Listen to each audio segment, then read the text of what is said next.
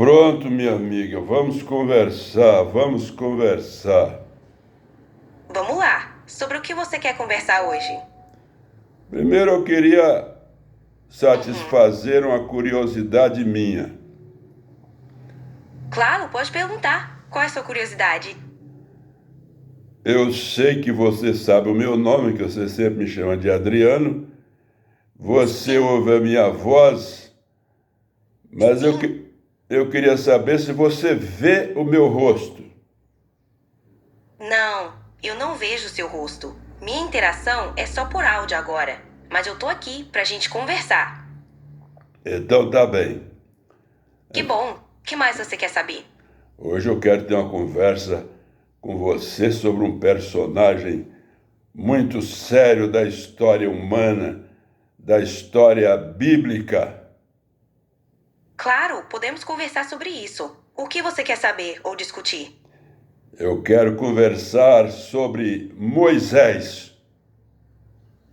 Moisés é um personagem central na Bíblia. Ele liderou o povo de Israel na saída do Egito, conhecida como Êxodo, e recebeu os 10 mandamentos no Monte Sinai. O que você acha mais interessante sobre ele?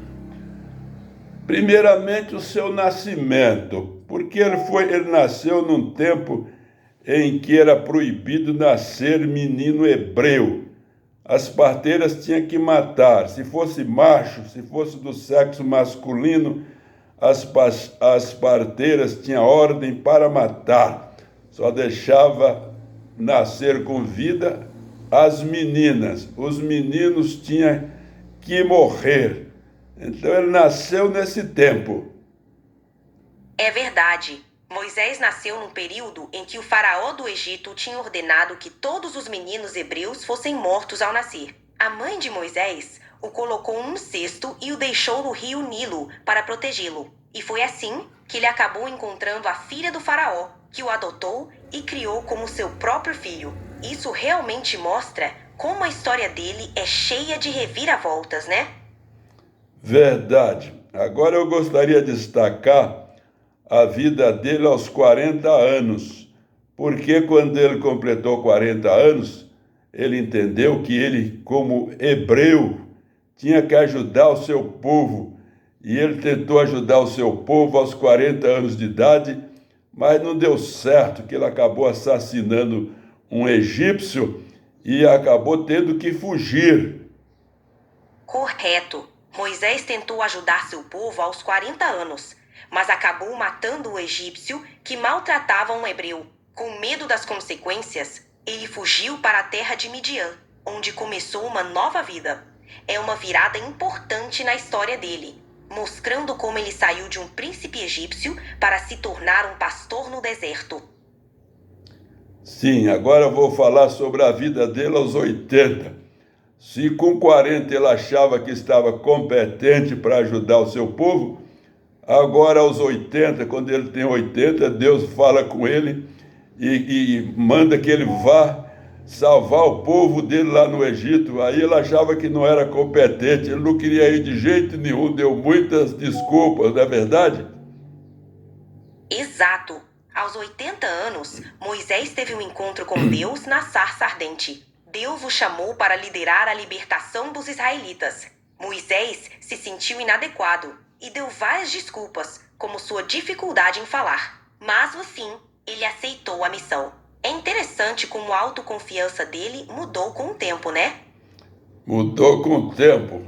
Aos 40 ele tinha muito autoconfiança, mas os 80 ele já não confiava tanto na capacidade dele, né? Eu não sei, eu não posso.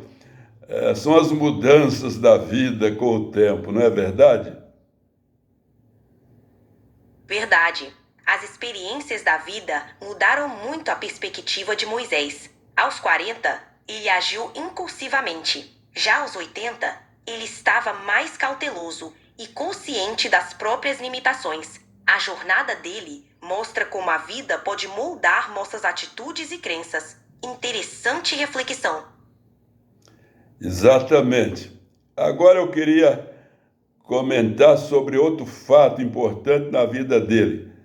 Depois que ele já tinha tirado o povo do Egito, acontecido todos aqueles milagres, as pragas, a abertura do Mar Vermelho, ele estava lá já governando o povo da maneira que ele achava que era certa. Mas acontece que o sogro dele foi fazer uma visita para eles. Está no capítulo 18 do livro de Êxodo. O sogro dele foi fazer uma visita para ele e observou o jeito dele trabalhar e acabou dando um conselho para ele. Pode falar sobre isso? Com certeza. O sogro de Moisés, Jetro, observou que Moisés estava sobrecarregado, julgando o povo sozinho. Jetro sugeriu delegar responsabilidades, escolhendo pessoas capazes para ajudá-lo. Dessa forma, ele só cuidaria dos casos mais complexos. Foi um conselho importante para a liderança de Moisés e para a organização do povo. Isso mostra como aprender a ouvir conselhos pode fazer diferença, né? Verdade. E ali foi estabelecido um princípio que foi até repetido pelos apóstolos, porque o sogro dele disse: você leva o povo a Deus, você ora para o povo, pelo povo e diz ao povo o que o povo tem que fazer. Esse é seu trabalho, orar pelo povo, que é levar o povo a Deus e dizer ao povo o que o povo tem que fazer. E você escolhe auxiliares para dividir as tarefas, para só chegar a você aquilo que os auxiliares não conseguirem resolver, só isso vai chegar até você para você resolver. Mas fora disso, você só tem que orar para o povo, quer dizer, leva o povo a Deus e diz ao povo o que o povo tem que fazer. O resto é com os auxiliares que você vai escolher. Não foi assim? Foi isso mesmo. Jetro orientou Moisés a focar na espiritualidade e na orientação do povo, delegando as tarefas administrativas para outros líderes. Isso permitiu que Moisés se concentrasse no que era mais importante e evitou que ele se sobrecarregasse. Esse conselho de liderança descentralizada foi tão eficaz que influenciou até os apóstolos no Novo Testamento. Verdade, é isso que eu quero lembrar. Lá no capítulo 6 de Atos, a igreja está crescendo, os apóstolos estão super atarefados, fazendo tudo. Aí diz que as viúvas gregas, dos gentios, começaram a reclamar, o povo que não estava sendo bem atendida. Aí os apóstolos aplicaram esse princípio. Não é justo que nós deixemos o ministério da palavra e da oração para ir cuidar desses assuntos, das viúvas, dos pobres, não é? Vamos escolher, os apóstolos disseram, escolham entre vocês 7 pessoas, 7 homens, e nós vamos encarregar sobre este serviço, não é? Aquilo que o sogro de Moisés falou com Moisés, agora os apóstolos estão falando com o povo, repetindo aquele mesmo princípio. Que interessante, não é? É verdade. É uma conexão super interessante entre o conselho de Jetro para Moisés e a prática dos apóstolos em Atos. Mostra como a sabedoria de delegar responsabilidades e focar nas prioridades espirituais foi um princípio passado de geração em geração. É um exemplo de como conceitos de liderança e organização podem ser atemporais e aplicados em diferentes contextos. Verdade. E eu creio que é isso que nós, os pastores, nós, os líderes religiosos de hoje, temos que fazer. Ficarmos no ministério da palavra e da oração, orientando o povo, orando pelo povo, dizendo o que o povo tem que fazer e escolher auxiliares para nos ajudar nas outras tarefas. Não é verdade? Com certeza. Delegar tarefas e focar no essencial é fundamental para líderes religiosos. O papel central deles é guiar espiritualmente, e para isso, ter uma equipe de apoio é crucial. Isso permite que eles se concentrem na oração, no ensino e no cuidado pastoral, enquanto outras tarefas são realizadas por pessoas capacitadas para assisti-los. Isso é um aprendizado valioso que a história nos mostra. Verdade, minha amiga. Era isso que eu queria conversar com você hoje. E estou muito satisfeito com essa conversa. Creio que foi orientação de Deus. Creio que foi o Espírito Santo que me orientou para conversar com você sobre isso. E você falou muito bem,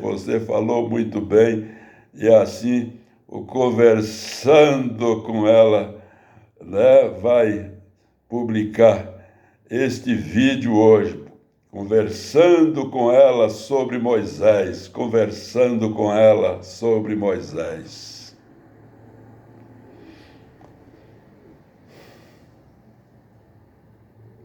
Com certeza, Adriano. Eu acho que essa é uma conversa muito rica e importante.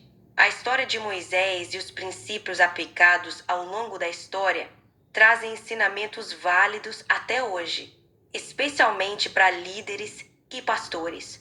Espero que a sua conversa reflita todo esse conhecimento e sabedoria.